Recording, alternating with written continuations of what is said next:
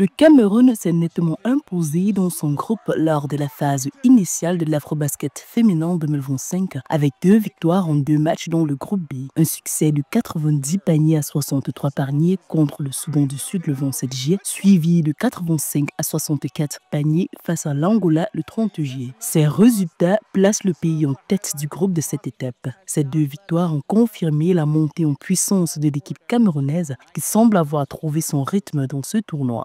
Contre le Mali, je vous avais dit que je ne reconnaissais pas mon équipe. Là, j'ai reconnu un peu les valeurs qu'on avait, ce sur quoi on avait commencé à travailler depuis le début de la préparation.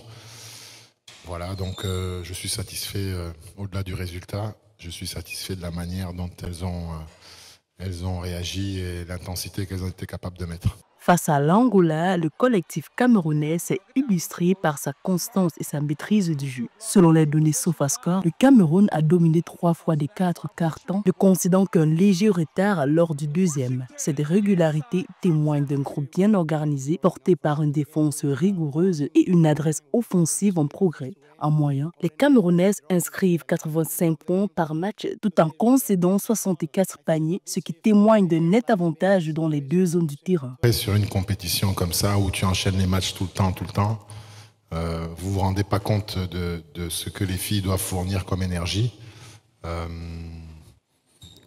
On a un roster qui est avec certaines joueuses qui sont jeunes et dont c'est les premiers afros, donc je peux pas tout le temps les solliciter.